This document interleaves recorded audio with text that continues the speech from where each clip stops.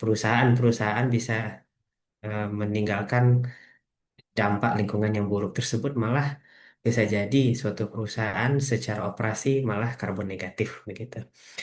Baik, tadi tadi sudah disampaikan ya mengenai CV saya. Saya di sini akan langsung saja untuk berbagi terkait dengan konten kita pada kesempatan pelatihan kali ini. File PDF dari slide ini sudah saya sampaikan kepada panitia dan semestinya bisa diserahkan juga kepada semua peserta.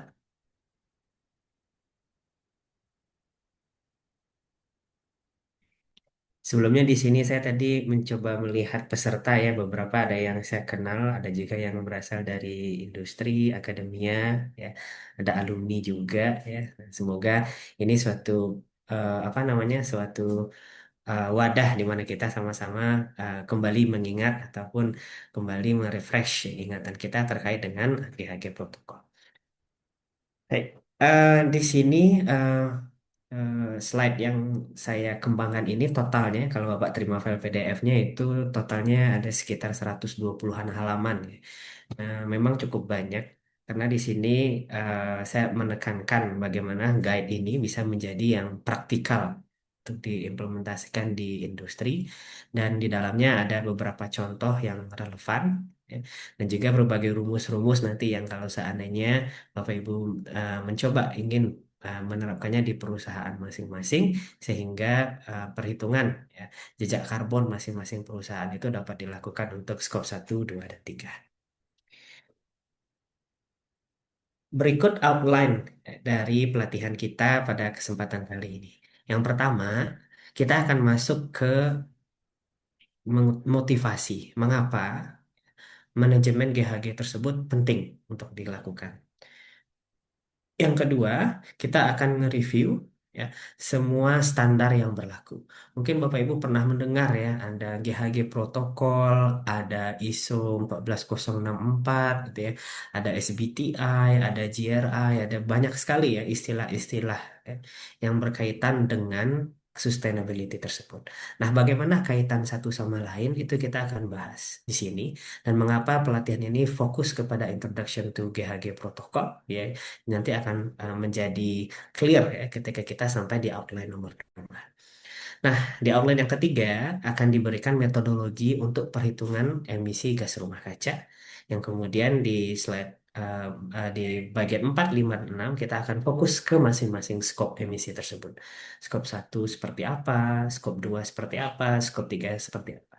Harapannya dari pelatihan kali ini, karena judulnya introduction ya, masing-masing mengetahui gitu ya, bagaimana emisi tersebut dapat berdampak kepada lingkungan dan juga bagaimana mengkategorikan emisi tersebut di dalam boundary suatu perusahaan dan juga di luar boundary dari suatu perusahaan.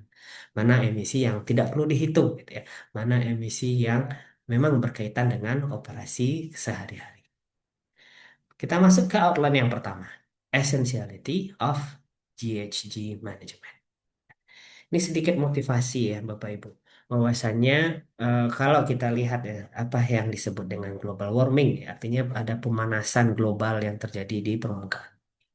Hal ini berawal dari sinar matahari yang kemudian menyinari bumi seperti skala sore ini. Kalau di Depok lagi cerah nih ceritanya Bapak Ibu. Nah, terus kemudian ya dari uh, surface dari permukaan bumi itu akan memantulkan sebagian energi tersebut. Nah, energi tersebut kemudian tidak bisa keluar ke angkasa kembali, gitu. Namun dia tertutup ya, sehingga permukaan bumi dan juga di dalam atmosfernya bumi itu terasa lebih panas. Ya. Nah, tutupan ini terjadi karena ada gas-gas yang kita sebut sebagai gas rumah kaca. Kalau kita lihat ya, dari sumbangsihnya gas rumah kaca, ternyata 75%-nya itu sebagian besar berasal dari sektor energi. Dari pembakaran bahan bakar fosil untuk berbagai keperluan, untuk transportasi, untuk keperluan energi di industri, ya, untuk keperluan energi di akomodasi, tempat tinggal dan lain sebagainya. Jadi sebagian besar bersumber dari sana. Nah, dan kalau kita lihat secara histori, ternyata pada dekade 2011 sampai 2020 itu adalah memang dekade yang terpanas yang terrecord di selama dekade-dekade sebelumnya. Dan ini terus kalau kita lihat ya, terus suhu tersebut meningkat dan kita nanti akan saya gambarkan ya mengapa kita perlu mencegah peningkatan suhu tersebut. Ya. Mungkin sering sekali ya kita mendengar motivasi bahwasanya kita ingin meninggalkan bumi yang lebih baik lagi untuk anak dan cucu kita. Semoga hal tersebut bisa kita peroleh karena memang ya di timeline sekitar 20-an sampai 30-an lain ya, target tersebut harus tercapai. Ya. Target net zero emission tersebut harus tercapai untuk berbagai sektor.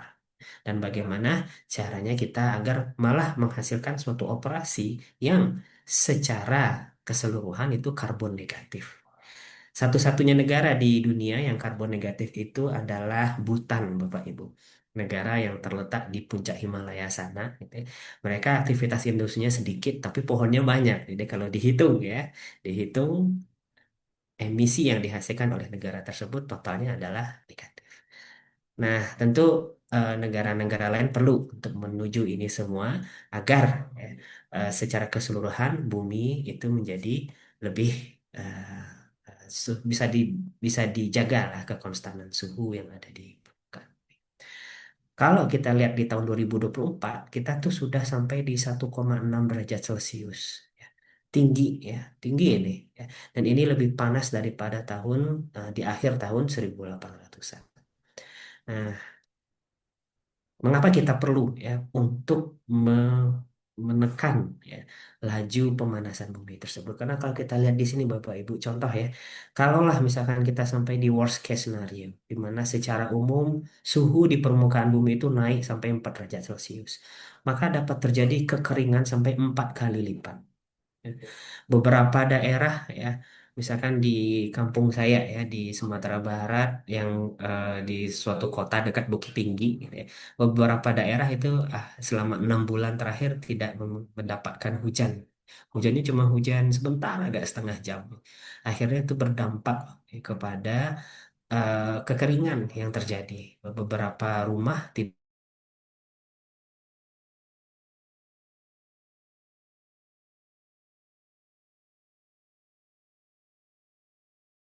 lagi, itu jauh pula untuk belinya. Dan ini akan berpengaruh juga terhadap precipitation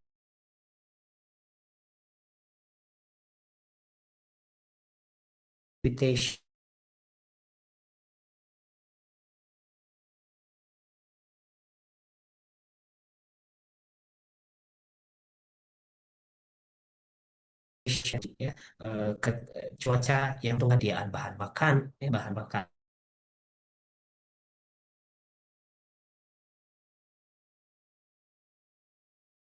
itu dampaknya kepada semua.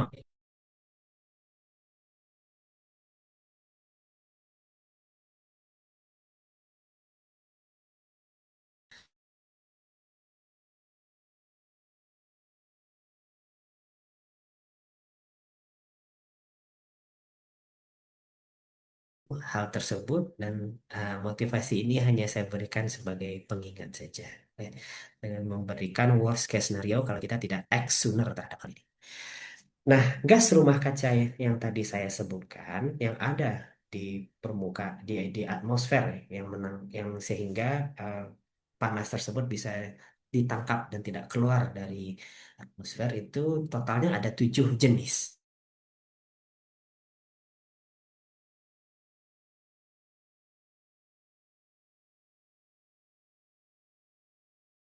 karbon dioksida, ini gas metana, ini gas nitrous oxide, ini nitrogen trifluoride, dan terakhir adalah sulfur hexafluoride. Ya, nah masing-masing gas tersebut memberikan efek pemanasan kepada bumi. Namun efek pemanasannya tersebut berbeda satu dan lain. Sebagai contoh, ya, misalkan pada asesmen yang keenam di sini, kita melihat bahwasanya metana ya, yang bersumber dari bahan bakar fosil itu global warming potensialnya sebesar 29,8 kali lipat dibanding karbon dioksida. Artinya apa? Artinya kalau saya memiliki 1 kilogram ya 1 kilogram metana yang berasal dari bahan fosil, maka setara ya kemampuannya untuk memanaskan bumi itu setara dengan 29,8 kalinya karbon dioksida. So, ada beberapa gas di sini Bapak Ibu yang lebih sangat ekstrim sekali seperti sulfur heksafluorida. Artinya 1 kilogramnya itu memberikan efek pemanasan yang sama dengan 24.300 kilogram CO2.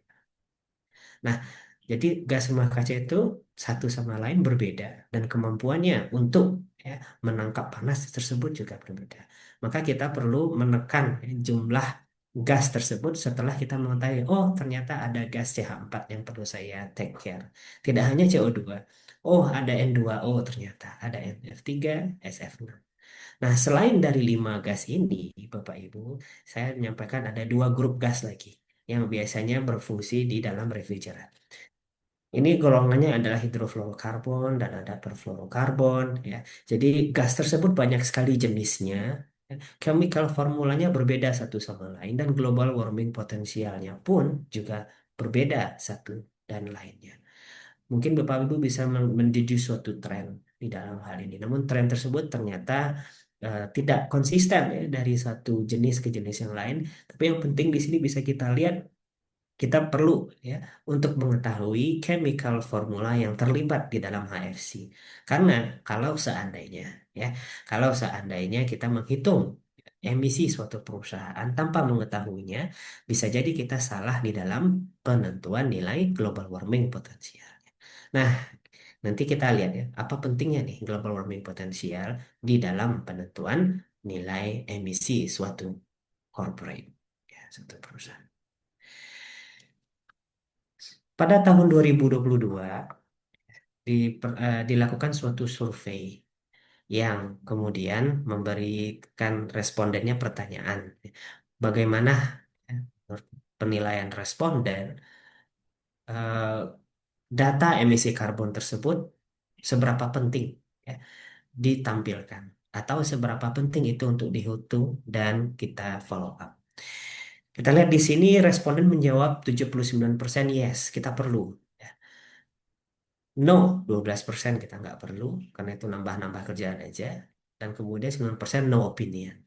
Nah, dapat dilihat dari hasil survei ini bahwasanya inventarisasi jejak karbon tersebut sangat dipentingkan dan responden dari kuesioner ini yang merupakan orang-orang yang dipilih ya secara acak itu 79% yang berpendapat hal tersebut memang diperlukan. Oke. Nah, sekarang kita lihat ya emisi tersebut bersumber dari apa ya.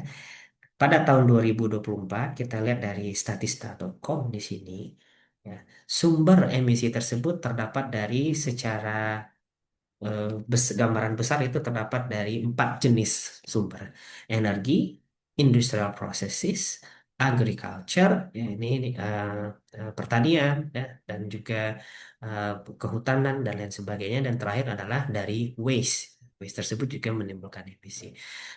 Persentasenya masing-masing di sini diberikan. Namun bisa kita lihat ya, kalau ini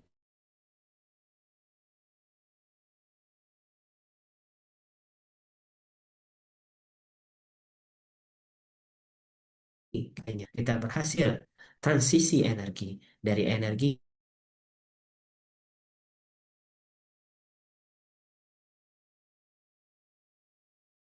mestinya ya, kita mempercepat diri kita untuk ya, menekan laju ke climate change tersebut sehingga target Paris Agreement bisa kita capai.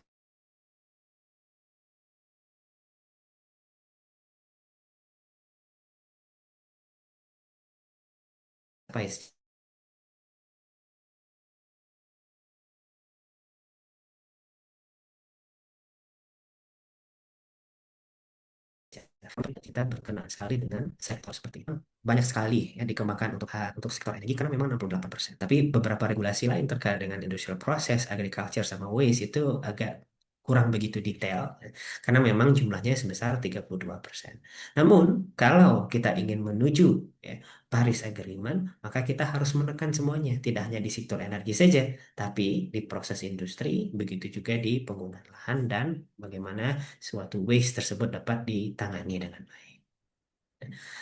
Saya harap ini memberikan motivasi kepada Bapak Ibu bahwasanya kita perlu ya untuk menghitung ya, jejak karbon yang dihasilkan oleh perusahaan atau universitas misalkan, atau dalam hal ini jejak karbon suatu produk ya. Karena dengan demikian kita bisa memilih produk mana yang kurang ya emisinya. Beberapa perusahaan airline Bapak Ibu itu sudah menampilkan data emisi mereka. Jadi emisi mereka per kilometer berapa? Jadi satu per kilometer perjalanan berapa CO2 yang dihasilkan dari penerbangan kalau misalnya kita memilih airline tersebut. Hal tersebut akan memberikan kita sebagai consumer atau customer pilihan airline mana yang kita ingin naiki. Tidak hanya berbasiskan harga, tapi juga berbasiskan airline yang jejak karbonnya lebih rendah, ya, yang bisa dicapai dengan misalkan penerbangan airline-nya tersebut maskapainya baru kebanyakan atau beberapa energy management sistemnya sudah dikerjakan ya. Nah, atau dari segi penerbangan gitu ya, penerbangan kecepatannya bisa dibuat konstan sehingga pemakaian fuelnya dapat ditekan sedemikian rupa. Tadi kita sudah membahas section pertama Bapak Ibu. Kita lihat sekarang ya bagaimana eh, menghitung ya, mengangkutansikan ya GHG tersebut. Standarnya apa, framework apa saja yang ada. Tadi di bagian outline saya sempat memberikan pernyataan bahwasanya kita akan banyak sekali mendengar istilah IPCC, Greenhouse Gas Protocol, SBTI, ya, Science Based Targets Initiative, ISO, GRI, terus kemudian ada beberapa jenis reporting method seperti Carbon Disclosure Project atau Task Force on Climate Related Financial Disclosures. Ya. Nah, masing-masing tersebut ya, hal tersebut kalau seandainya kita kaitkan satu sama lain, kaitannya adalah seperti ini. Ya, jadi topik kita adalah Greenhouse Gas Protocol. Greenhouse Gas Protocol mendapatkan input dari dua hal. Yang pertama dari IPCC dan yang kedua dari ISO. ISO tersebut ya menyatakan bagaimana semestinya perhitungan dilakukan dan ya, rumus-rumus emission factor, semua hal tersebut dapat ditemukan di linknya IPCC. Nah, setelah itu digodok oleh Greenhouse Gas Protocol. Keluarlah skop satu, skop 2, skop 3. Ya. Dan terus kemudian ini ya menjadi bahan untuk Science Based Targets Initiative. Jadi Science Based Target Initiative ini pokoknya adalah bagaimana ya untuk menurunkan emisi tersebut di berbagai sektor. Sektor-sektor tersebut dikaji secara sains. Sektor ini dapat menempuh net zero pada tahun 2038. Misalkan. Sektor ini 2045, sektor ini 2050. Jadi berbagai sektor diberikan senario yang berbeda-beda dengan ya acuan bahwasanya Paris Agreement harus dicapai. Nah, belum semua sektor ada. Nanti kita lihat sektor-sektor apa saja yang ada. Dan kemudian ada GRI. Ya, GRI ini adalah Global Reporting Initiative. Ya. Nah, kita coba bahas satu persatu. Mulai dari IPCC. Ya. IPCC tersebut eh, pertama kali dibentuk tahun 1988 oleh dua organisasi, ya. World Meteorological Organization dan satu lagi adalah United Nations EP. Ya. Nah, terus kemudian IPCC ini merupakan suatu badan di dalam PBB yang memberikan asesmen saintifik terhadap climate change. Jadi dari singkatannya saja sudah kelihatan ya, Intergovernmental Panel on Climate Change. Tahun 2006, IPCC merilis suatu guideline untuk perhitungan ya, dan bagaimana perhitungan tersebut dapat ditempuh seakurat mungkin. Dan kemudian ini terus di refine Bapak Ibu. Terakhir kali refinementnya itu pada tahun 2019. Nah, refinementnya ini dalam rangka untuk mengupdate sains dan juga kalau seandainya ternyata ada beberapa data yang membutuhkan berbagai asumsi atau emisi faktor yang lain. Jadi ada update di sana untuk merefine sehingga IPCC Guidelines for National GHG Inventories ini jadi semakin applicable. Ya. Nah, itu IPCC. IPCC tersebut memiliki buku volume 1, 2, 3, 4, 5. Jadi volumenya bukunya tersebut warna-warni Bapak Ibu. Mulai dari merah, oranye, hijau, gitu ya. Terus kemudian biru dan terakhir ada lampu. Jadi kita nggak bisa nyebut seperti apa ya bukunya GHS ya. The Purple Book kalau GHS kan ya. Atau buku untuk Dangerous Goods Transportation kita sering nyebutnya the Orange Book. Tapi di IPCC volumenya saja berbeda-beda dan kemudian warna daripada buku sampul bukunya itu juga berbeda. Di volume 1 ada general guidance dan juga bagaimana reporting ya, ini diberikan di awal. Habis itu dilihat emisi sektor energi seperti apa, industrial process dan product use seperti apa, agriculture, forest, dan land use seperti apa, dan terakhir waste. Jadi di sana dilihat ya berbagai jenis proses. Kalau pembuatan besi baja seperti apa, pembuatan aluminium seperti apa, pembuatan asam nitrat, nah itu bisa ditemukan di volume 3. Jadi berbagai industri, ya, cara perhitungannya itu ditemukan di sini. Rumus-rumus yang perlu dipertimbangkan dan cara bagaimana cara menghitungnya seakurat mungkin itu ada di sini ya untuk pada status IPP. Tapi kalau misalnya pada sektor energi, misalkan perusahaan industrinya hanya menghasilkan eh, hanya memerlukan energi, maka dapat dilihat pada volume 2. Kalau ternyata perusahaan industri juga menghasilkan waste dan waste tersebut dimasukkan gitu ya ke dalam tanah, misalkan landfilling, maka itu bisa merujuk kepada volume 5. Oke. Dan terakhir, kalau seandainya memiliki project ya untuk hijau. Jadi misalkan suatu perusahaan memiliki project, ya, salah satu bentuk dari CSR-nya adalah di dalam penanaman pohon, ya, penanaman pohon untuk menangkap CO2. Nah itu projectnya kalau di manage dengan baik itu bisa malah menghasilkan kredit ya, bagi perusahaan industri tersebut, bahwasanya emisinya bisa jadi di offset dengan cara seperti itu dengan di sektor Avonox tersebut.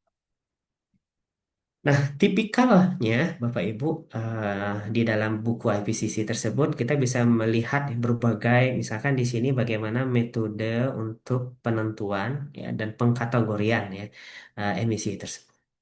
Jadi stationary combustion mulai dari start sampai menurut end, sehingga kita bisa mengetahui rumus apa yang harus kita lakukan. Ya, jadi misalkan di sini use measurement tier 3 approach. Kalau nggak bisa use tier 2 approach, ya use tier 3. Jadi bagaimana rumus tersebut bisa dikerjakan dan apa syaratnya sehingga kita bisa memakai rumus. Dan juga berbagai emission factor juga kelihatan di sini.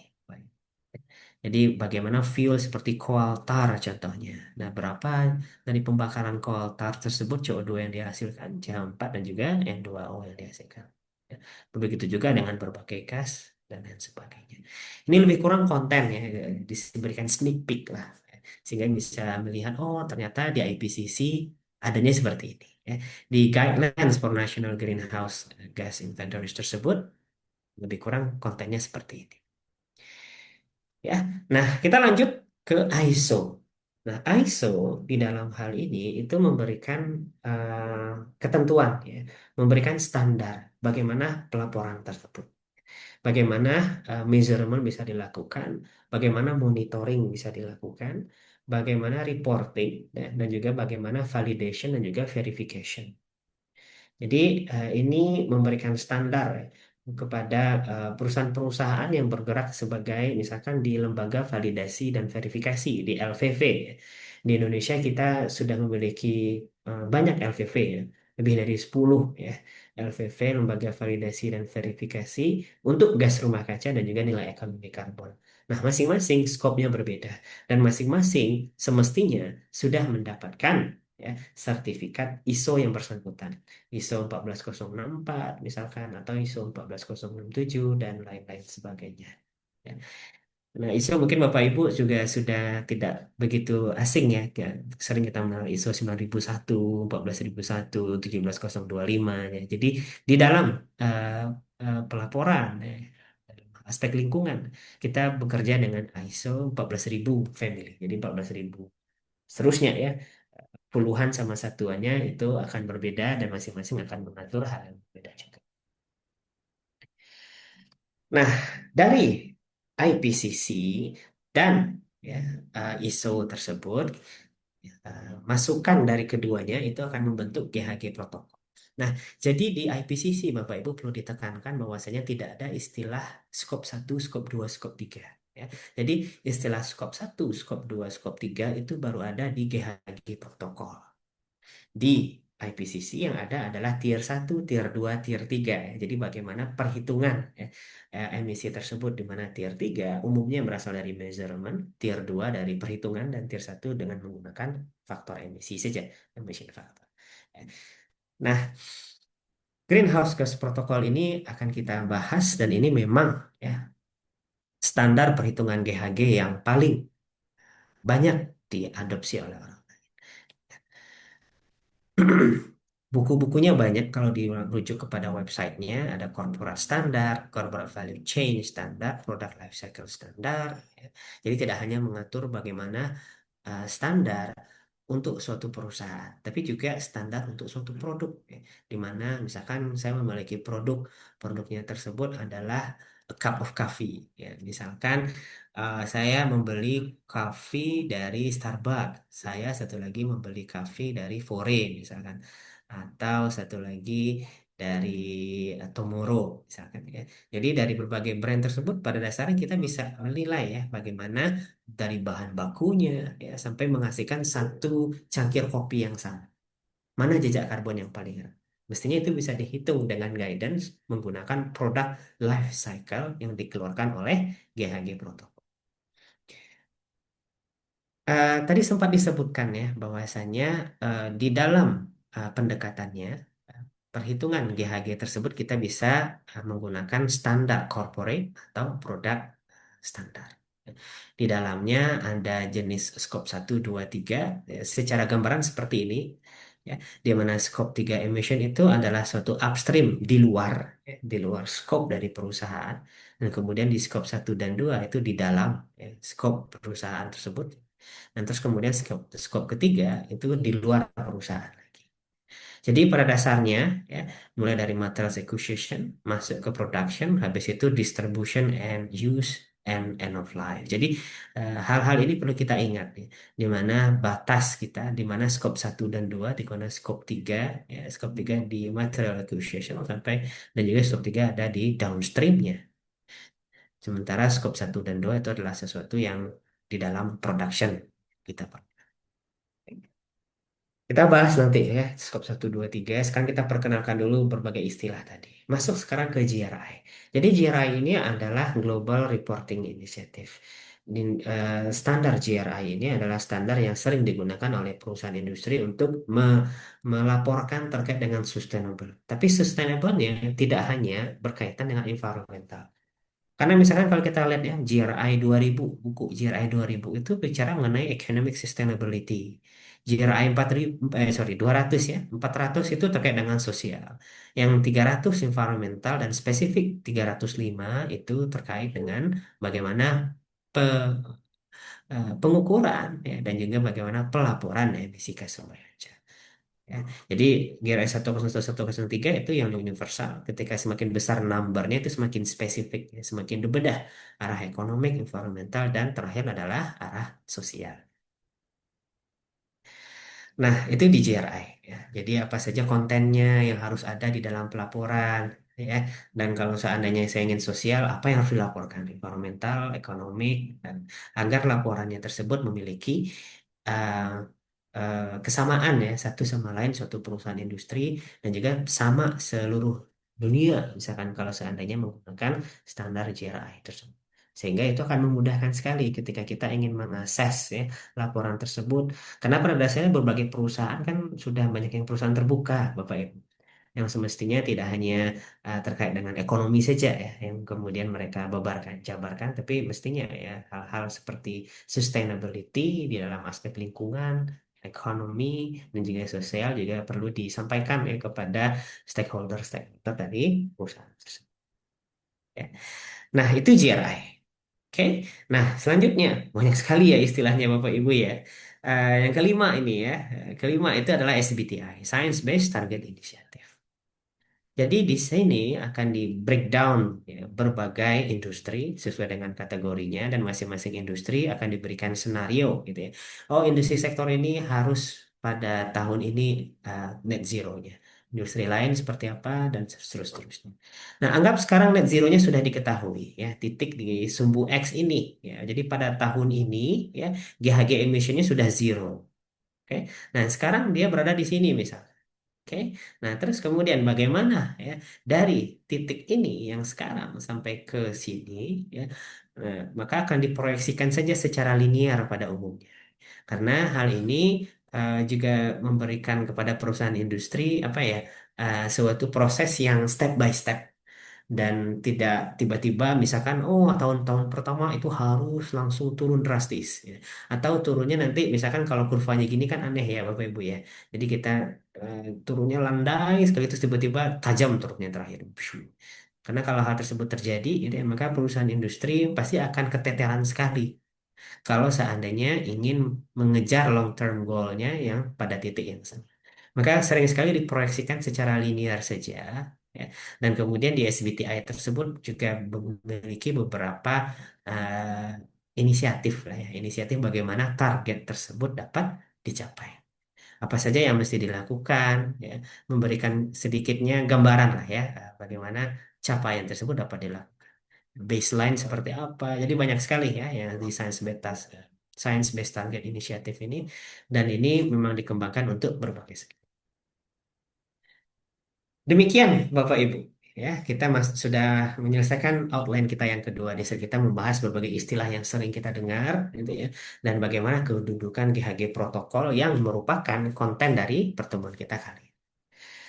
Metodologi untuk perhitungan emisi gas rumah kaca tersebut kita mulai dengan pertama ya, menentukan ya boundary kita di mana ya, ruang lingkup sistem kita yang ingin kita hitung itu apa. Pertama kita klasifikasikan apakah yang penting bagi kita itu adalah produk carbon footprint, atau yang selanjutnya adalah corporate carbon footprint. Ya. Kalau perusahaan pasti aim-nya pertama kali ini dulu ya, corporate carbon footprint. Ya, artinya ingin melihat secara keseluruhan bagaimana kita ya. Nah, yang kedua adalah produk carbon footprint, dan ini memang memberikan informasi nanti kepada customer terkait dengan pemilihan produk sendiri. Karena pada dasarnya untuk menuju hijau, Bapak Ibu, perusahaan industri harus memiliki eh, kreativitas untuk menuju ke sana. Gitu. Dan sering sekali kreativitas tersebut berujung kepada biaya yang lebih yang perlu dikeluarkan. Sering sekali kita mendengar bahwasanya green itu mahal, ya. Green itu mahal. Gitu.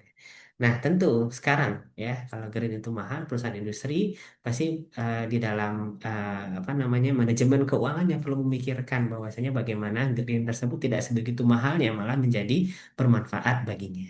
Nah, disinilah nanti perlu uh, apa namanya peran daripada pemerintah untuk memberikan guidance ya, terkait dengan perdagangan karbon, karbon kredit dan lain sebagainya, sehingga untuk menuju hijau tersebut ada insentif yang diberikan oleh pemerintah ketika suatu perusahaan industri ternyata memang berhasil ya, untuk menekan emisinya sehingga bisa mendapatkan insentif. Jadi ada modal yang dia keluarkan, tapi karena emisinya di luar, di bawah daripada cut-off yang diberikan, maka modal tersebut nanti akan somehow diganti istilahnya. Artinya ada dana tambahan yang diberikan oleh perusahaan yang tidak mencapai targetnya. Jadi hal-hal tersebut perlu ya di eh, diwadahi lah istilahnya oleh pemerintah, sehingga perusahaan industri juga termotivasi untuk tetap menerapkan atau mengimplementasikan prinsip hijau tersebut dengan tetap apa namanya beroperasi ya dengan biaya seminimum mungkin. Nah, di corporate carbon footprint, nanti kita mengenal istilahnya ada organizational boundary dan terakhir adalah operational boundaries. Namun sebelum itu, sekarang kita coba bandingkan kiri kanannya, corporate carbon footprint dan yang kedua adalah product carbon footprint. Jadi kalau corporate itu memang ke semua aktivitas perusahaannya, ya. Bahkan sampai masuk kepada tahapan franchise, sampai pada tahapan business travel, commuting employee. Jadi hal-hal tersebut ya dihitung ya, di dalam emisi dari corporate. Tapi di produk carbon footprint kita hanya care terhadap produk ya, produk akhir yang dihasilkan. Ya, jadi misalkan saya menerima produknya sekarang. Produknya tersebut awalnya dari mana? Extraction dari materialnya seperti apa? ya. Jadi emisi yang dihasilkan dari sourcing materialsnya, terus kemudian energi yang digunakan untuk memproduksi produk tersebut, pendistribusiannya seperti apa, ya. Ketika digunakan ada nggak kemudian dia menghasilkan emisi? Karena misalkan kalau produknya adalah mobil, ya, mobil tersebut menghasilkan emisi. Ya, selama lifetime-nya. Karena kita gunakan mobilnya misalkan tidak menggunakan sumber energi baterai ya, maka dengan demikian mobilnya pasti akan eh, eh, menghasilkan emisi. Nah, corporate itu digunakan untuk mengukur sustainability daripada perusahaan CCF. Kalau PCF itu gunanya untuk mengakses dan improve sustainability daripada suatu produk. Jadi di dalam desain suatu produk, orang pasti memikirkan ya tidak hanya bagaimana produk tersebut bisa harga satuannya lebih murah, ya, tapi juga bagaimana produk tersebut emisi, ya, emisi spesifik per produk tersebut juga semakin ditekan. Misalkan ya dengan membeli raw materials yang dari segi biaya, dari segi jarak ya, raw material tersebut jaraknya dekat dengan perusahaan. Pasti dengan demikian biaya transportasinya bisa menjadi kecil, tidak hanya safe dari segi ekonomi, begitu juga dengan dari segi lingkungan. Karena kalau seandainya transportasi raw materials tersebut ya ke tempat perusahaan tersebut hanya memakan waktu yang sedikit, ya, hanya memakai jarak yang sedikit, sehingga bensin yang dihabiskan pun juga sedikit. Jadi sering sekali memang ekonomi dan environment itu bergandengan, tapi ada kala dia tidak bergandengan satu sama lain.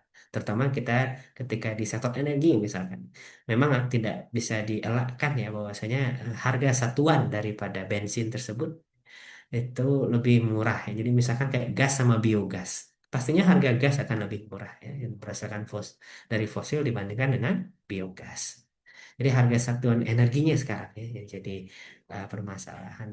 Di bidang sana memang energi sama environment itu kadang-kadang tidak sejalan ya. Energinya bisa jadi apa namanya dari segi harga ya. Dari harga dia lebih murah tapi environmentnya lebih besar ternyata efeknya. Kalau CCF, ya, corporate tersebut dia merujuk kepada GHG Protokol Corporate Standard. Kalau di sini GHG Protokol Produk Standar. ISO-nya juga berbeda. Kalau produk 14067, kalau seandainya corporate itu di 14064. Produk carbon footprint itu akan memberikan kita informasi kepada customer, ya, mempertimbangkan kepada customer bahwasanya, oh produk ini yang akan dibeli. Ya. CCF itu terkait dengan perusahaan. Bagaimana ya manajemen dari suatu perusahaan dapat mereduksi impak lingkungan secara keseluruhan. Sedikit cerita Bapak Ibu, kalau kita melihat ya kepada beberapa orang dosen ya memberikan topik serupa di luar negeri, mereka malah sampai mengukur Bapak Ibu ya mengukur jejak karbon pribadinya. Jadi misalkan di dalam pemilihan apa namanya pemilihan eh, bahan-bahan untuk keperluan sehari-hari. Dia akan mencari bahan-bahan yang dekat dengan lingkungannya. Artinya dari segi misalkan dia bukan barang ekspor, tapi adalah barang-barang yang dihasilkan secara lokal karena pada dasarnya kalau dihasilkan secara lokal biaya transportasinya pasti lebih sedikit untuk sampai ke diri. Beberapa ada yang sampai tidak mau lagi naik mobil, Bapak Ibu. Ya, jadi ini salah satu dosen di Michigan ya yang pernah saya dengar ceritanya. Dia menyampaikan bahwasanya dia tidak lagi naik mobil. Dia refuse, dia menolak untuk naik mobil, tapi dan akhirnya dia memutuskan untuk bike to work, ya. Bahkan untuk mengantarkan anak-anaknya sekolah pun. Jadi kayak sepeda yang kemudian di depannya itu ada dua kursi untuk anak, ya. Kayak sepeda kayak gerobak itu di depan. Ya. Dengan demikian dia mengantarkan anaknya pergi ke sekolah.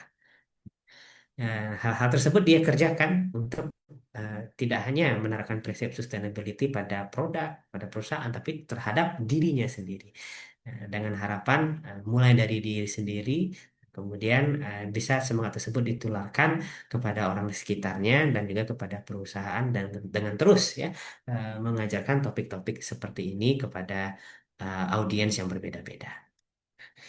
Nah, kita tadi mengenal boundary. Ya. Boundary organisasi itu seperti apa. Nah, di sini memang step pertama ya, dan ini penting sekali Bapak Ibu. Karena ketika kita ingin menilai suatu perusahaan, perusahaan apa yang kita nilai? Boundary-nya seperti apa? Ya. Nah, boundary tersebut kita bisa lihat dari segi organisasi dan kita bisa menggunakan dua pendekatan di sana. Pendekatan yang pertama adalah pendekatan kontrol dan yang kedua adalah equity share. Nah, equity ini mungkin paling gampang Bapak Ibu.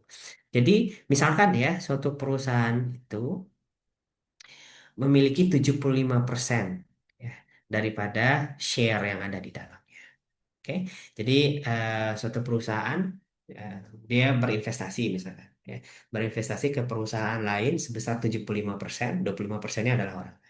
Maka ya 75% dari emisi di tempat dia yang apa namanya yang dia investasikan tersebut itu adalah emisinya dia. Jadi emisi dari perusahaan tempat investasi dikali dengan 75%, nah disitulah emisi yang dihasilkan oleh perusahaan tersebut. Jadi ini pendekatan equity. Ada kalanya 75%, ada kalanya 100%, tergantung dari boundary apa yang kita pilih. Nah, equity share approach ini mungkin banyak diadopsi orang ketika memang perusahaan yang diinvestasikan tersebut memiliki sumbernya adalah dua perusahaan misalnya ya. Investasinya 75% dari perusahaan A, 25% dari perusahaan B. Maka dengan demikian emisi dari perusahaan yang diinvestasikan tersebut 75%-nya adalah untuk perusahaan A, 25% untuk perusahaan B. Kalau seandainya kita melihat ternyata eh, metode yang dipilih, jadi ini pilihan ya Bapak Ibu, tidak ada yang bisa maksa perusahaan industri harus memakai equity share approach, tapi boleh juga menggunakan control approach. Nah, control approach tersebut, gitu ya. Jadi misalkan ya perusahaan tempat kita investasi tadi, kita investasi di sana 75%. Ya. Nah, karena kita majority di sana 75%, maka kita memiliki kontrol terhadap perusahaan tersebut. Nah, karena kita memiliki kontrol, maka 100% dari emisi perusahaan yang kita investasikan tersebut adalah belong to kita, ya, masuknya ke kita. Oke. Nah, kontrol tersebut bisa berjenis dua.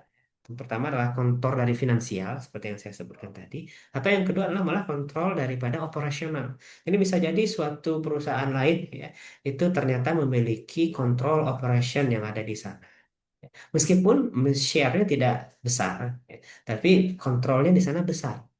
Bisa jadi kalau seandainya perusahaan tersebut memilih pelaporannya seperti itu, ya, maka bisa jadi operational control yang dia pilih. Artinya 100% emisinya belong, ya, dimiliki oleh perusahaan yang memiliki kontrol meskipun tidak besar stake ya, di dalam perusahaan yang diinvestasikan tersebut. Nah, jadi penentuan boundary ini adalah tahapan pertama. Dan kita ya setelah memilih kita perlu konsisten terhadap skema tersebut. Karena jangan sampai misalkan tahun ini saya ingin report dengan menggunakan equity share approach sebenarnya 75% saja. Tahun depan saya mau pakai control approach, artinya 100% punya saya. Tahun depannya lagi balik lagi ke equity share approach. Nah, ini ya, ketidakkonsistenan ini dari tahun ke tahun akan berdampak negatif kepada perusahaan. Nah, pemilihannya tersebut itu diserahkan kepada perusahaan masing-masing. Ada direksi biasanya nanti akan bisa mengarahkan, ya, komisaris dan lain sebagainya gitu ya, yang akan memberikan pendapat bagaimana perhitungan ini dapat dilakukan sebaik. Oke, tahapan pertama, boundary-nya. Ya.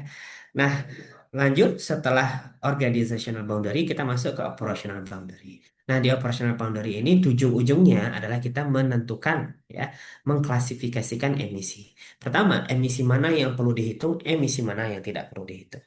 Nah, dari emisi yang dihitung, dikategorikan apakah ini emisi satu, emisi dua, dan terakhir adalah emisi tiga. Sehingga kita bisa memiliki peta bahwasanya, oke, dari emisi satu, 2, dan 3 itu paling besar emisinya itu dari. Sebagai informasi Bapak Ibu, kalau misalkan kita lihat dari perusahaan Steels yang ada di Norway, mereka, saya melihat report dari mereka. Ternyata emisi mereka untuk perusahaan baja, ya, skop satu 2 3 itu ternyata 90%-nya itu ternyata adalah skop 3 Bapak Ibu. Padahal saya menyangka itu pasti kalau nggak skop satu atau skop 2. Karena di produksi besi, baja itu kita banyak sekali ya menggunakan fuel di dalamnya. Ya. Untuk furnace ya, furnace-nya satu untuk blast furnace, satu lagi untuk basic oxygen furnace. Perlu juga ladle furnace. Jadi furnace aja banyak ya, artinya perlu banyak bahan bakar. Saya kira itu sumbernya. Tapi ternyata skop 3 itu lebih dominan ya, dibanding dengan skop 1 dan 2, dan itu accounts ya. Itu menghitung sampai dengan 90%. Kita yang bisa lihat nanti ya mengapa skop 3 pada dasarnya sering sekali ya yang skop yang paling dominan dari suatu pelaporan emisi gas rumah kaca. Di skop 1 ya kita sudah dibahas sekilas ya 1, 2, 3 apa. Nah sekarang kita coba detailkan. Jadi skop 1 ya, sama skop 2 umumnya itu adalah emisi-emisi yang wajib untuk dilaporkan ya. Yang terus kemudian skop 1 itu bersumber dari pembakaran bahan bakar.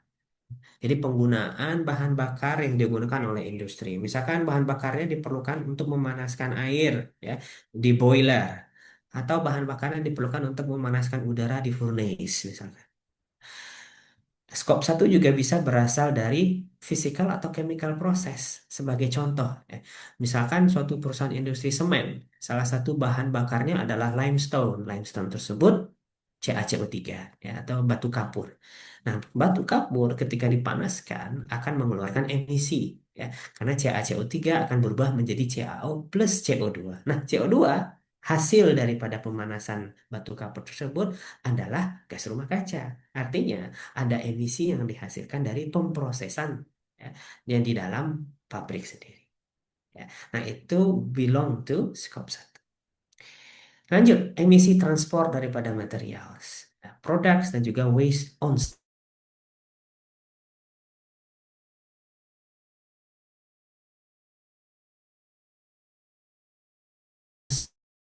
Jadi kalau dalam lingkungan habis itu kemudian sebagian dengan menggunakan prinsip FIFO ya, first in first out ya. Nah, yang udah lama di dalam gudang itu segera dikeluarkan untuk dipakai nanti. Jadi itu kan ada proses transportasi di dalam pabrik tersebut. Transportasi bahan baku bisa berlaku di sana, begitu juga dengan transportasi. Dan yang terakhir, skop 1 yang perlu kita eh, eh, apa namanya perhatikan itu termasuk juga contoh adalah fugitive emissions.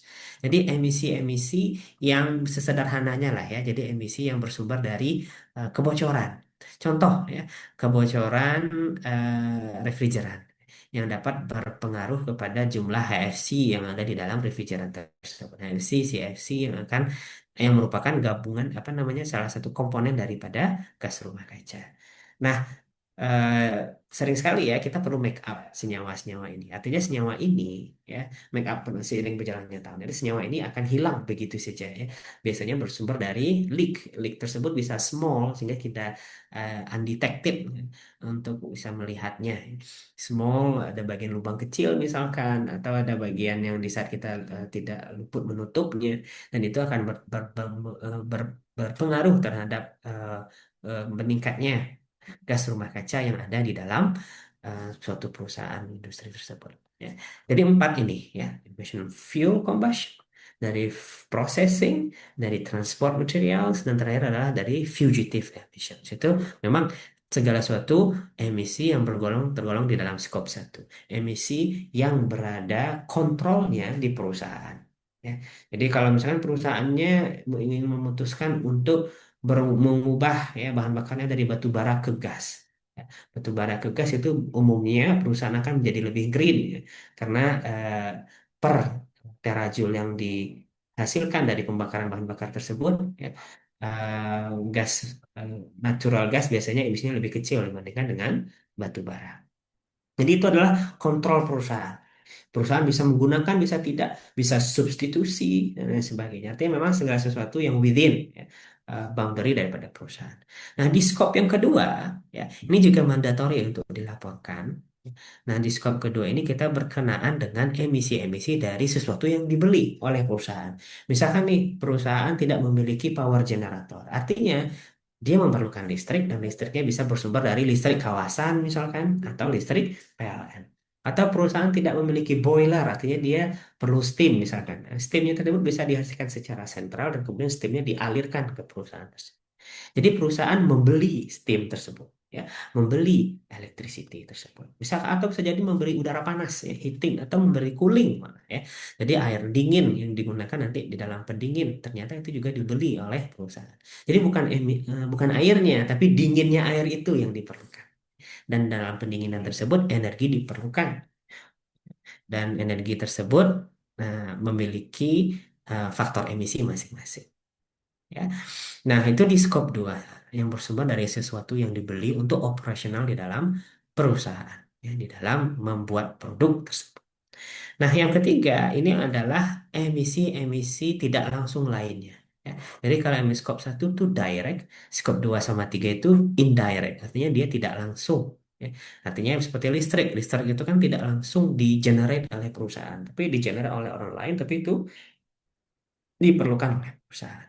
Nah, di skop yang ketiga, kita berbicara mengenai emisi-emisi lainnya yang tidak langsung. Ya, ini optional. Kita akan bahas secara singkat saja karena waktu cukup terbatas untuk skop 3 ini. Metodologi yang kita gunakan sebagai berikut. Pertama, kita pilih ya standar yang cocok dan framework yang cocok untuk sesuai dengan tujuan kita. Habis itu kita identifikasi data apa saja nih yang diperlukan. Ya, sumber emisinya dari mana saja. Ya, kita list satu-satu. Ya, kita identifikasi satu-satu. Dan dari sumber emisi tersebut berapa? Ya, misalkan berapa fuel, berapa ton batu baranya, misalkan tahu berapa kuantiti gas normal meter kubik gas yang dikonsumsi, misalkan. Ya. Atau berapa liter solar yang digunakan. Habis itu kita lihat ya bagaimana cara mendapatkan angka-angka dan yang terakhir kita hitung ya, kita inventarisasi semuanya, semua emisi yang dihasilkan. Nah, emisi faktor ya itu melink ya, memberikan hubungan bagaimana aktivitas ya, dengan berapa emisi yang dihasilkan. Ya. Nah, sebagai contoh misalkan ya untuk di daerah Jamali ya, Jawa, eh, Madura dan Bali. Ya. Nah, per kWh listrik yang dikonsumsi itu emisinya setara dengan 0,87 kilogram CO2 ekuivalen. Artinya, kalau seandainya kita mengkonsumsi 300 kWh, ya, maka 300 kWh kita kalikan dengan 0,87 tersebut.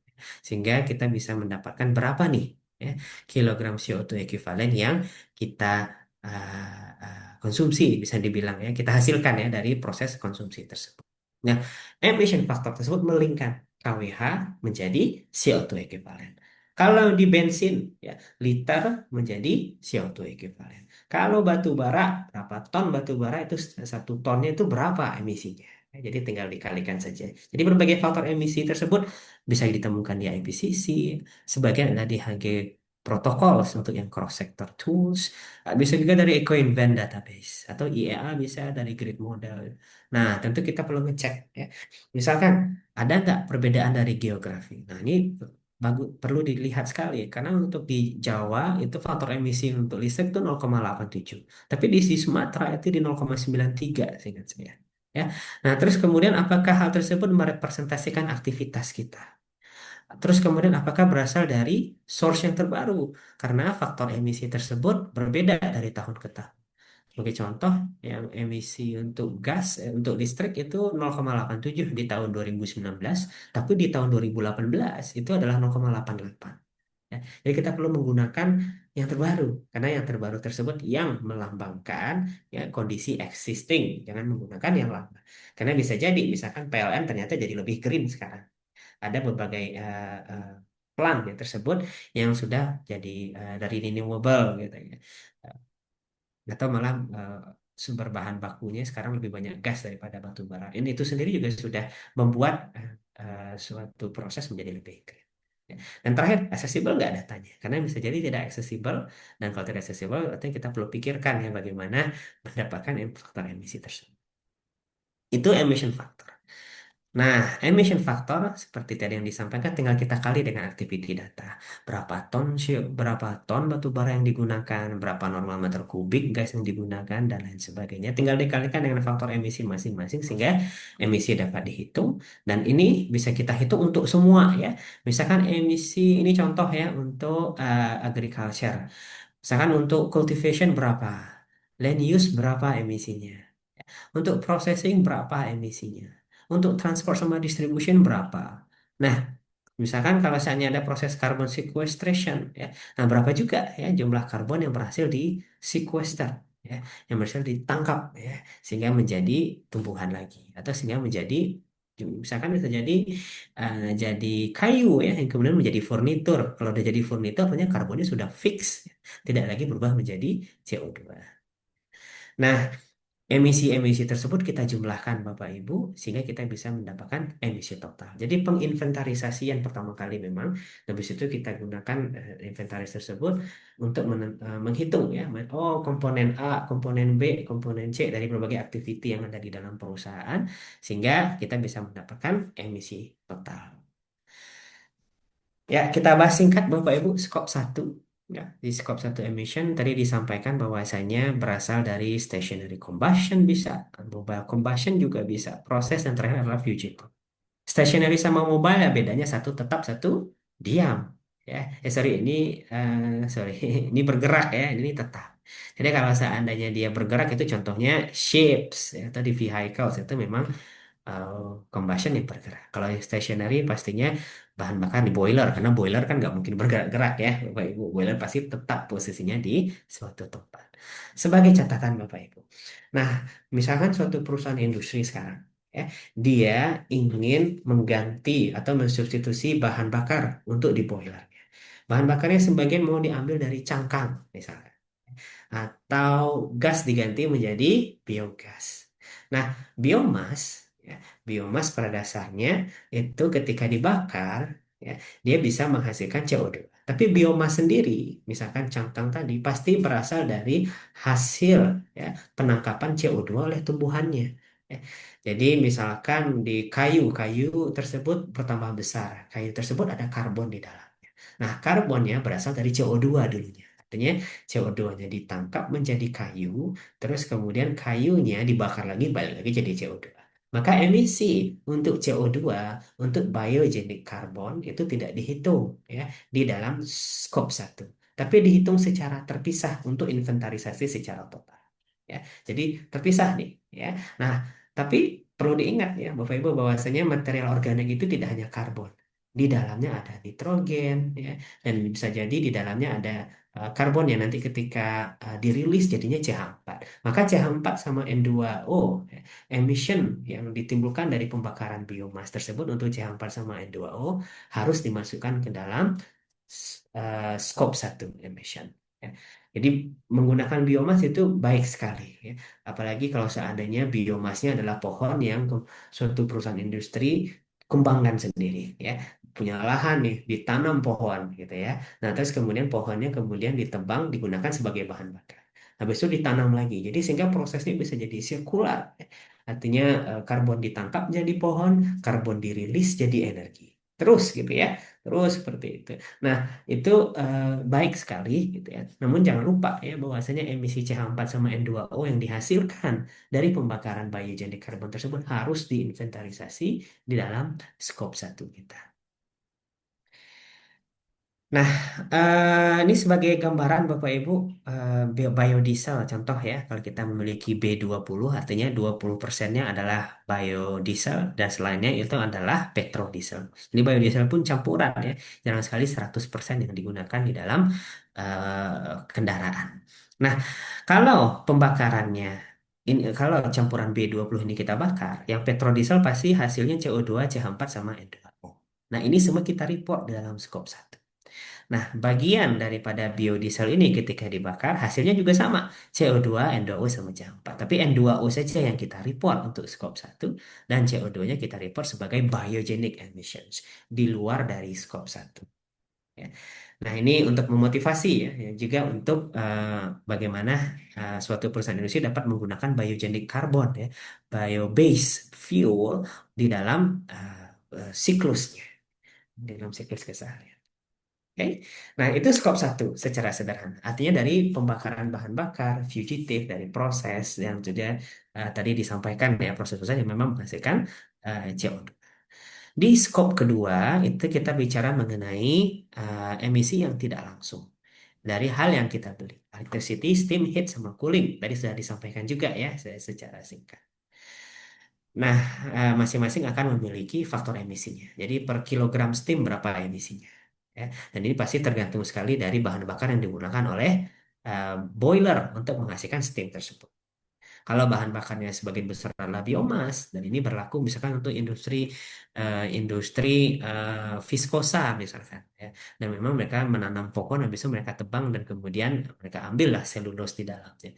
Nah, apa namanya bagian luar daripada batangnya kemudian dikumpulkan dan kemudian itu menjadi bahan. Nah, itu emisi faktornya kecil sekali ya untuk untuk boiler, untuk steam ya. Per kilogram steamnya itu kecil sekali emisi yang dihasilkan. Heat panasnya, air panas, dan terakhir adalah cooling. Nah, di dalam pembacaan GHG dokumen tersebut sering sekali kita tidak dibacakan ya, dikasih tahu electricity, steam, heat, cooling satu persatu. Sering sekali umumnya sudah dinyatakan langsung sebagai electricity. Ya. Electricity. Nah, jadi electricity itu bisa jadi beneran listrik artinya atau gabungan dari semuanya ya, steam, heat ataupun cooling gitu ya. Semuanya disebut saja lah sebagai electricity di dalam GHG. Nah, electricity ini unik ya karena memang perusahaan industri bisa menghasilkan sendiri, perusahaan industri juga kadang mengalirkan ya, artinya malah menjual malah ke PLN. Jadi PLN nanti misalnya membelilah uh, dari energi yang dihasilkan atau beberapa dikasih ke masyarakat sehingga masyarakat tagihan listriknya tidak begitu bengkak. Jadi kalau seandainya energi generation tersebut ya, misalkan dia memiliki pembangkit di dalam pabrik. Nah, artinya emisinya dihasilkan oleh dia, itu masuk ke dalam skop satu. Kalau dihasilkan dan kemudian sebagian diberikan kepada grid, ya, maka ini sudah keluar daripada boundary-nya, tidak tergolong lagi ke dalam skop satu. Ya, tapi ini menjadi semacam produk ya, produk yang dijual ya, dan ini masuk ke dalam skop 3 malahan ya, kepada si electricity grid. Kalau seandainya perusahaan industri tidak menggunakan pembangkit, itu umumnya skop 2 emission ya untuk industri listriknya. Ya. Dan gambar-gambar ini menyatakan memang kompleks sekali ya hubungan bahwasanya energy generation itu kebanyakan beberapa akan diimplementasikan ke dalam grid. Beberapa perusahaan industri juga memiliki misalkan ya solar panel ya dengan sistem grid ya, tidak memiliki baterai. Artinya di dalam solar panel tersebut menangkap energi matahari ya, menghasilkan energi untuk keperluan industri ketika siang ya, dan ketika malam tentu dia tidak beroperasi lagi. Nah, kelebihannya misalkan karena solar panelnya banyak itu bisa jadi diberikan ya, dimasukkan ke dalam grid sehingga nanti ada meterannya bisa dilihat mana yang lebih banyak, apakah yang dihasilkan daripada solar panelnya atau yang dikonsumsi dari PLN. Oke. Nah, di dalam perhitungannya, Bapak Ibu, kita bisa mengadopsi perhitungan berbasiskan pasar atau perhitungan berbasiskan lokasi. Nah, di perhitungan berbasiskan pasar ini, misalkan ya, ini contoh saya ambil dari GHG protokol. Misalkan facility-nya adalah US operation, konsumsinya 5.000 megawatt hour.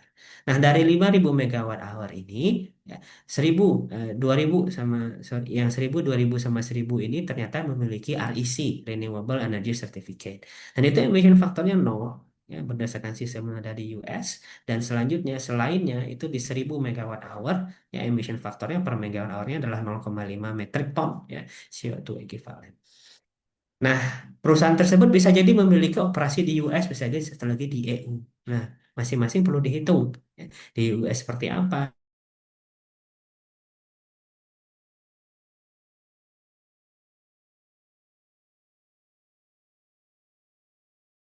dan EU tinggal hitung dengan cara penjumlahan dari semua.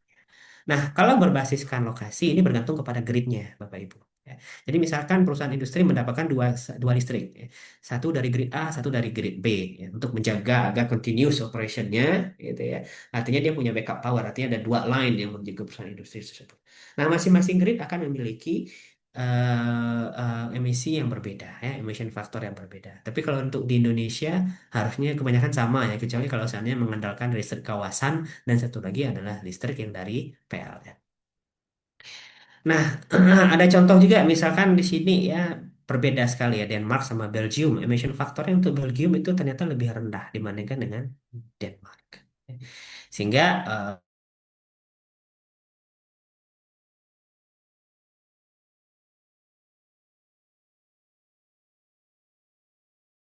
Kalau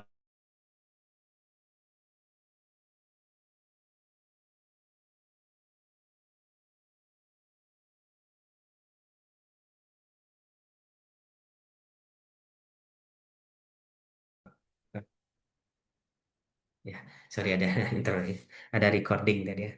Ya, sehingga nanti bisa dilihat kembali ya kategori-kategori 1 sampai 15 untuk skop 3. Kategorinya banyak sekali Bapak Ibu. Sebagai contoh ini ya, saya pilih beberapa saja karena waktu singkat. Pertama, misalkan kalau seandainya saya membeli suatu barang ya, bahan baku. Ya. Nah, bahan baku tersebut contohnya adalah batu bara. Ya, batu bara tersebut saya gunakan kemudian saya bakar di perusahaan industri saya. Nah, proses menghasilkan batu bara mulai dari extraction-nya. Jadi tidak hanya purchase daripada perusahaan penghasil batu baranya saja langsung ke kita. Extraction-nya, ya. Terus kemudian production batu baranya kalau dibutuhkan misalkan pemurnian, pemisahan ya sehingga batu baranya menjadi batu bara berkualitas tinggi. Ya. Dan terus kemudian masuk transportation-nya dan tidak hanya itu. Jadi misalkan kalau seandainya ya untuk menghasilkan batu bara tersebut ada dua perusahaan ya. Pertama yang menggali, kedua yang memurnikan, ketiga yang mentransportasikan. Jadi ada tiga perusahaan. Maka semua activities ya, mulai dari batu bara diekstrak sampai batu bara sampai gitu ya ke perusahaan itu dihitung di dalam skop ketiga. Nah, kategori satu itu sampai di perusahaan yang mentransfer sebelum ditransportasikan ke kita. Ya. Nah, terus kemudian ketika perusahaan tersebut ya pihak ketiga mentransportasikan batu bara ke kita itu sudah masuk nanti di kategori keempat ya terkait dengan upstream transportation. Dan juga ini berkaitan juga dengan distribution. Ya. Nah, begitu juga dengan misalkan capital goods, kalau beli mesin baru, itu juga ya, mesin baru mulai dari extraction-nya dulu, ya, mesin baru tersebut butuh komponen apa saja, ya, perangkaiannya, jadi semuanya, ya, kalau kita ingin menerapkan sampai di skop 3 itu harus kita hitung, gitu ya. Nah, perhitungannya bisa ditemukan nanti di slide PDF, ya, dan itu ada keakurasiannya ya, mulai dari metode pertama sampai dengan metode terakhir. Di mana metode terakhir jadinya ujungnya jadi berupa suatu estimasi. Namun tidak masalah karena estimasi pun dapat mendekati ya hasil perhitungan yang lebih akurat. Mungkin terakhir saya sampaikan di aspek kelima ya. Artinya ada waste yang digenerate oleh suatu perusahaan. Ya.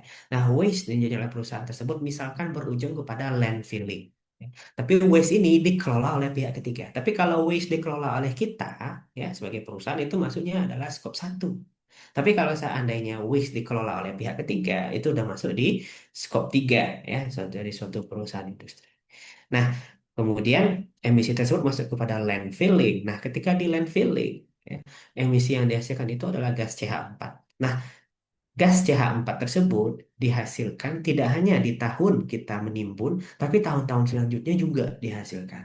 Ya, tahun kedua, tahun ketiga, tahun keempat, tahun kelima, dan seterusnya. Nah, di dalam pelaporan emisi ketiga, kita menghitung lifetime, kita menghitung semua ya kita menghitung semua emisi tahun ini tahun depan tahun selanjutnya tahun selanjutnya jadi dari sekian yang kita timbun ya nah berapa emisi sampai dengan landfillnya tersebut sudah selesai gitu ya tidak lagi menghasilkan emisi itu ada perhitungannya itu pakai first order ya persamaan diferensial yang first order dan perhitungannya sudah diberikan guidance-nya di dalam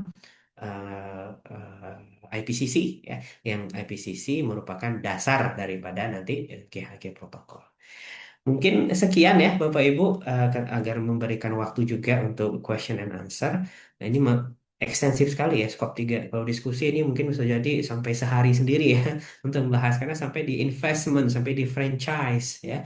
Bagaimana produk dihasilkan, bagaimana kalau kita memiliki intermediate produk ya, bagaimana kalau seandainya aset tersebut adalah aset yang disewa, prosesnya seperti apa gitu ya employee commuting pun juga dihitung ya travel business semua ya jadi semua banyak sekali nanti makanya dengan hal ini tidak heran ya kalau seandainya sebuah industri tersebut skop tiganya lebih besar terutama misalkan ketika dia menggunakan pihak ketiga yang mendistribusikan produknya tapi produknya tersebut ya Bapak Ibu apa namanya dikonsumsi oleh customer yang jauh sekali lokasinya. Nah, itu pasti kilometernya berapa ya, kilometer mobil untuk menuju sana, kombinasi pesawat, ya, kapal dan lain sebagainya. Jadi itu pasti akan membuat emisi skop 3 dari suatu perusahaan industri itu menjadi komponen yang paling besar. Saya harap itu cukup memberikan introduction ya Bapak Ibu. Kalau seandainya ingin diskusi lebih lanjut ya atau seandainya ada konsultasi dengan perusahaan, tentu kita bisa ya di CSW MUI untuk memfasilitasi hal tersebut. Karena kita juga salah satu bisa membantu di dalam pembuatan sustainability report berdasarkan GRI ya standar GRI dan berbagai perhitungan ini kita adopsi ya memang dari GHG protokol yang bersumber dari FPCC dan juga dari AIS. Sekian dari saya kembalikan kepada moderator. Bapak Ibu boleh bertanya juga ya kalau seandainya ada pertanyaan secara langsung ataupun dari lewat chat. Saya kembalikan kepada Mbak Rina. Silakan Mbak Rina. Ya, ya, terima kasih banyak Pak Habib. Ini sebenarnya waktu 1 jam sangat kurang ya untuk membahas ini semua. Oke, ya, terima kasih banyak atas pemaparan materi yang sangat menarik ini, Pak. Kita sudah belajar dari manajemen gas rumah kaca, standar dan frameworknya, dan juga metodologi untuk perhitungan. Oke, sekarang kita akan masuk ke sesi tanya jawab. Dan mungkin bagi teman-teman yang ingin bertanya, bisa reset dan menanyakan pertanyaan secara langsung maupun menuliskan pertanyaannya melalui kolom chat. Mungkin untuk Pak Zaka, boleh? Iya, silakan. Silakan Pak Zaka. Oke, sore. Terdengar ya Pak, suara saya Pak ya? Iya, Terdengar, terdengar. Pak. Apa kabar Pak Zaka? Ya, baik Pak Habib. Jumpa lagi Pak. Iya. Setelah kapan hari ketemu ya kita Pak. Iya, pekan depan jangan-jangan jumpa lagi Pak Zaka. Cuma mungkin kalau pekan depan saya izin ada tim saya aja Pak. Kalau Oh iya, ada oke oke. berbarengan Pak sama agenda lain. Pak, ini saya mau Gimana? tanya nih. Ya cukup menarik ya ini terkait materi yang disampaikan dan saya juga apresiasi ke JSWM UI sebagai unit kerja yang apa namanya bergerak di salah satunya sih terkait sustainability sama lingkungan ya. Terkait yang tadi disampaikan untuk emisi yang di skop 1, Pak, terkait yang salah satunya terkait pengelolaan air limbah ya atau waste tadi. Kalau misalnya dari perusahaan itu tidak ada potensi dari eh, yang menghasilkan dari prosesnya dari proses IPAL-nya atau BWTP-nya itu tidak menghasilkan gas metan, apakah itu bisa dijelaskan secara deskripsi ya Pak untuk di emisi skop satunya bahwa perusahaan tersebut secara proses untuk IPAL industrinya tidak menghasilkan, tapi untuk yang domestik misalnya dia menghasilkan itu perhitungannya apakah faktornya cukup dihitung dari debit air limbah yang dihasilkan atau seperti apa Pak? Mohon penjelasannya Pak Habib. Iya, iya. Menarik Pak pertanyaannya. Pertama terkait dengan emisi ya dari limbah. Nah, beberapa proses gitu ya, terutama ketika menggunakan bioproses ya di dalam penanganan air limbah, umum sekali memang apa namanya dekomposisi dari material-material organik tersebut oleh agen bakteri ya, itu menghasilkan gas-gas. Nah, salah satunya memang adalah gas CH4. Namun ketika misalkan prosesnya sudah dibuat sedemikian rupa dan memang dari segi eh, apa namanya jenis limbahnya gitu ya tidak lagi bisa menghasilkan gas-gas yang tadi disebutkan seperti CH4 ya maka itu bisa disampaikan ya di dalam pelaporan bahwasanya memang potensi untuk terjadinya gas CH4 tersebut tidak ada di dalam proses treatment daripada limbah karena bisa jadi limbahnya tidak banyak mengandung konten organik misalkan seperti itu ya karena kan ujung-ujungnya kalau seandainya emisinya CH4 kayak apa CH4 tuh senyawa organik ya, senyawa organik yang berbasiskan karbon. Artinya kalau limbahnya ternyata bukan limbah organik yang tidak ada karbonnya, maka mestinya memang CH4 tidak dihasilkan. Demikian gitu ya. Nah, itu untuk proses ya. Nah, ketika tadi ya disampaikan terkait dengan apakah kalau seandainya ada potensi gitu ya, itu bisa dihitung dengan eh, perhitungan debit gitu. Nah, perhitungan waste tersebut satu buku sendiri ya, Bapak, di dalam buku IPCC di volume kelima gitu. Dan itu memang banyak sekali apa namanya eh, kriteria yang perlu dilihat, gitu. Misalkan itu sampai masuk ke dalam penampungan limbahnya. Jadi kalau penampungan limbahnya tersebut eh, kedalamannya sekian gitu ya, maka nanti emisinya sekian. Jadi ada faktor itu juga apa namanya faktor kedalaman dari bak penampungan, faktor mengalir atau tidaknya ya si air dari bak penampungan tersebut. Hal-hal tersebut untuk limbah-limbah domestik gitu, ada guideline sendiri, Pak Zaka. Jadi di buku tersebut memang disampaikan bagaimana di perhitungannya bisa dilakukan sehingga untuk limbah domestik pun bisa kita hitung dengan baik di dalam perhitungannya. Tapi ini memang kontekstual sekali dan saya tidak hafal secara apa namanya secara gamblang ya bagaimana di dalam emission factor yang berapa untuk berbagai jenis. Namun yang saya ketahui ketika pernah mencoba menghitung hal tersebut ya, untuk perusahaan industri yang misalkan landfilling atau memiliki pond gitu ya, itu memang kriterianya banyak sekali. Kita perlu memastikan ya sebelum menggunakan faktor emisinya kita itu di yang mana gitu ya. Kita itu di kategori yang mana. Nah, kondisinya seperti apa dan setelah itu kita tinggal langsung menggunakan faktor emisinya. Mungkin seperti itu yang bisa saya jawab, Pak Zaka. Oke, thank you Pak Habib, thank you. Ya, sama-sama, Pak. Oke, terima kasih banyak Pak Zaka atas pertanyaannya. Kita bacakan pertanyaan di di kolom chat dari Ibu Fenty Effendi. Pak, kalau kita ikut SBTi, seberapa banyak pengurangan emisi listrik yang diperbolehkan bila kita purchase listrik? Terima kasih. Iya, oke. Jadi di dalam SBTI tadi ya, mungkin saya balik ke gambar tadi ya, gambar ini umum ya di di SBTI. Nah, jadi di SBTI itu targetnya apa? Dia memang berbasiskan target berdasarkan suatu sektor. Kalau sektornya unclassified, biasanya di 2038 harus net zero.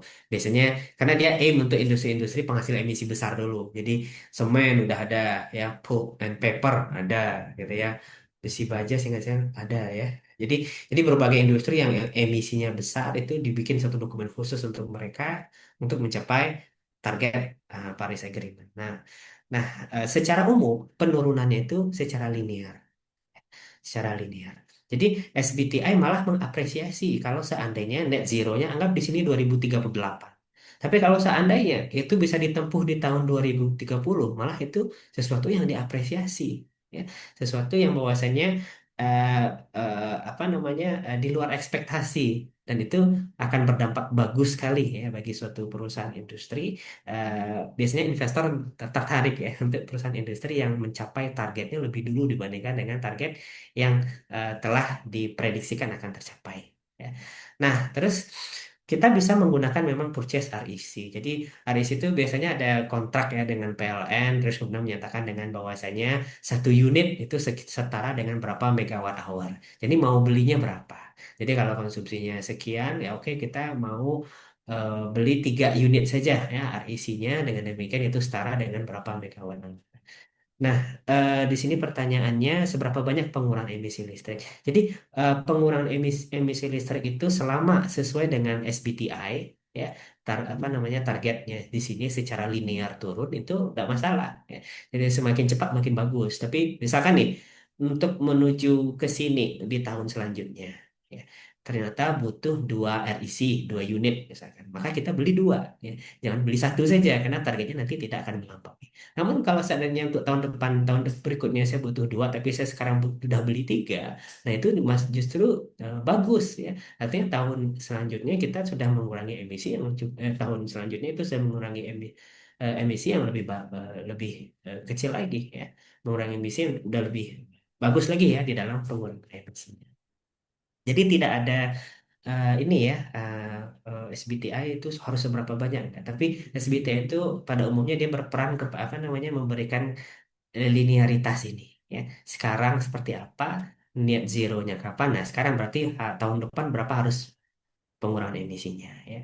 Sebagai contoh misalkan sekarang emisinya 25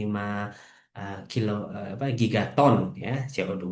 Targetnya adalah kan 2025 ya. Targetnya dari 2050 net zero. Maka tahun depan menjadi 24, tahun selanjutnya menjadi 23. Nah, dari 25 ke 24 ini berapa REC-nya? Kalau seandainya strateginya adalah REC. Untuk itu. Atau misalkan bisa jadi bahan bakar substitusi strateginya. Jadi yang penting targetnya dari 25 ke 24 tercapai, dari 24 ke 23 tercapai. Ya. Nah, jangan sampai misalkan kita sudah turun nih, tapi kita berleha-leha tahun selanjutnya kita malah datar gitu ya. Jadi itu malah kita eh, di bawah, di atas daripada garis linear ini. Jadi yang ditargetkan itu adalah linearitas ini dan sebisanya kita selalu di bawah garis ini. Demikian yang bisa saya jawab Pak Fenty atau Bu Fenty.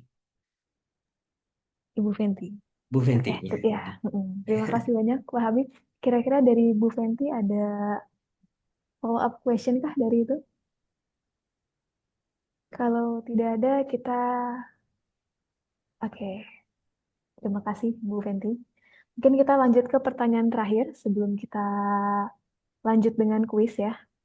Dari Erlangga Zulfikar Hartawan. Ingin bertanya terkait dengan perbedaan framework pelaporan GHG seperti IPCC, GRI, dan GHG protokol. Karena misal tadi yang saya tangkap, framework IPCC ini tidak ada scope 1, 2, 3, tapi adanya tier 1, 2, 3. Yang lebih menjelaskan bagaimana cara mendapatkan emisinya. Itu berarti IPCC kurang bisa digunakan untuk menghitung GHG perusahaan secara menyeluruh ya Pak? Mungkin bisa sedikit jelaskan kembali perbedaan atau kegunaan singkat dari masing-masing framework agar Baik, lebih baik. tergambar bagaimana perbedaannya. Oke, jadi kalau di GRI, di Global Reporting Initiative, ujungnya kita adalah Sustainability Report. Ya. Jadi bagaimana pelaporan apa namanya yang sustainable, keberlanjutan ya, Sustainability Report kita adalah dokumen yang dihasilkan setelah kita mengikuti GRI. Nah, komponen dari laporan tersebut itu bersumber dari GHG protokol. Ya, di dalam GRI tersebut ya kita bisa melaporkan economic sustainability kita gimana. Di bidang environmental sustainability kita ambil dari GHG protokol. Di dalamnya nanti ada skop 1 emisinya apa saja, skop 2 apa saja, identifikasi. Skop ketiga apa saja. Ya, dari 15 kategori tadi kita lihatin kategori 1 ada enggak, yang 2 apa, 3 sampai seterusnya. Ya. Nah, itu diambil dari GHG protokol. Nah, IPCC di IPCC berkata bahwasanya bagaimana sekarang ya dari masing-masing emisi tersebut perhitungannya, eh, angka-angkanya seperti apa ya. Jadi misalkan secara contoh seperti ini ya. Eh, di IPCC misalkan suatu perusahaan industri menghasilkan gas ya. Gas tersebut pergi ke flaring. Artinya gas tersebut perlu dibakar sehingga menjadi CO2. Oke, nah sekarang ya di GRI itu memerlukan emisi skop 1. Nah di di apa namanya di GHG protokol menyatakan bahwa skop 1 tersebut masuk salah satu komponennya adalah pembakaran gas yang masuk ke flaring. Oke, nah di IPCC ya dikeluarkan ya informasi bahwasanya oke untuk mengetahui berapa ton CO2 ekuivalen yang dibakar tersebut kita bisa menggunakan rumus tier 1, rumus tier 2, rumus tier 3. Oke. Nah, rumus tier 1 itu pakai faktor emisi saja. Ya, artinya dari berapa gas yang keluar, misalkan dicatat normal meter kubiknya, habis itu dikalikan faktor emisi. Jadi dari normal meter kubik gas yang keluar, itu dikalikan saja langsung dengan faktor emisi. Berapa, sehingga faktor emisi tersebut bisa mengonversi gas yang keluar menjadi CO2 yang dihasilkan. Tier 2 ada perhitungan di sana. Perhitungannya masuk kepada mass balance ya. Mass balance berapa yang jadi produk, berapa raw materialsnya dan seterusnya. Di tier 3 itu masuk kepada pengukuran, measurement. Artinya dicerobong asap dikasih alat tuh ya. Continuous Emission Monitoring System, CEMS. Ya, dikasih alat dicerobongnya karena bisa dengan demikian mengetahui ya berapa emisinya. Jadi di IPCC itu ngasih tahu tier 1, tier 2, tier 3. Ya. Artinya bagaimana menghitung agar keakurasinya semakin tinggi. Nah, setelah berhasil dihitung, nanti di HG-HG protokol, apa yang dihitung ini akan dikelompokkan. Oke, yang dihitung ini masuk skop 1, skop 2, atau skop 3. Gitu. Oke, berdasarkan contoh tadi, kata GHG protokol, perhitungan yang ini harusnya masuk ke GHG skop 1. Nah, dari skop 1 tersebut kemudian dimasukkan ke dalam laporan di dalam Environmental Sustainability berdasarkan formatnya GRI. Demikian. Ya. Jadi di GHG protokol ngasih guidance ya di skop 1, 2, 3 ya, pengklasifikasian hal tersebut, ngasih tahu boundary-nya seperti apa, ya. Terus kemudian cara cara perhitungannya di IPCC. Contoh terakhir limbah. Ya, limbah tersebut cara perhitungannya ada di IPCC ya, menggunakan suatu persamaan ya. Jadi limbah landfill misalkan tahun pertama emisinya sekian, tahun kedua sekian, tahun ketiga sekian. Oke, IPCC mengasih tahu cara metodenya seperti ini. Di DGHG protokol dikasih tahu bahwasanya untuk setiap yang masuk ke landfill harus dihitung semuanya sampai dengan apa namanya, artinya tahun pertama, kedua, ketiga, keempat sampai seterusnya itu dihitung semua. Oke, dihitung semua dan itu kemudian nanti dimasukkan ke dalam skop 1 karena kalau seandainya landfillingnya dikerjakan sendiri oleh perusahaan. Ya, tapi kalau landfilling dikerjakan oleh orang lain itu masuk ke dalam skop 3. Ya, jadi ngasih skop, ngasih tahu yang dihitung, komponen yang dihitung itu yang dimasukkan skopnya ya, durasinya itu adanya di GHG protokol. Nah, setelah itu nanti baru masuk ke GRI reporting. Nanti di report ya. Di report diklasifikasikan berdasarkan skop-skopnya tersebut. Beserta nanti aksi mitigasi juga masuk biasanya di GRI, cara-cara untuk agar eh, apa namanya, target bisa di. Jadi kalau kita lihat ya di sini kan GRI juga dapat masukan dari, bentar ya. Nah ini. Oke, GRI ya juga dapat masukan dari ISO. Nah, ISO juga ada ketentuan bagaimana validation, verification, bagaimana reporting. Nah, jadi eh, mengadopsi dari ISO dan juga dari GHG protokol seperti itu. Semoga dari contoh tadi jelas gitu ya. Ketika kita bicara dengan framework ini kita arahnya kemana gitu ya. Skop 1, 2, 3 atau tier 1, 2, 3 beda.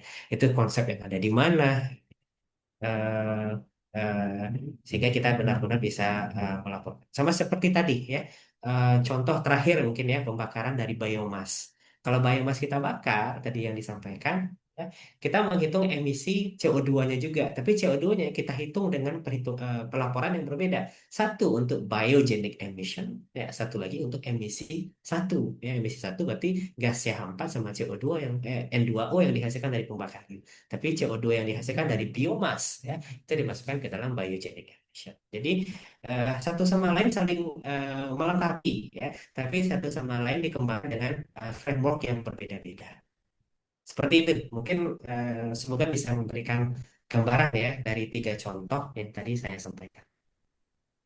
Oke, terima kasih banyak Pak Habib. Mungkin untuk meringkas sedikit dari jawaban pertanyaannya ya. Jadi untuk IPCC ini untuk menghitungnya, jadi untuk GHG protokolnya ini untuk mengklasifikasi skop 1, 2, 3, nah, lalu akan lanjut ke Sustainability Report dengan GRI standar, seperti itu.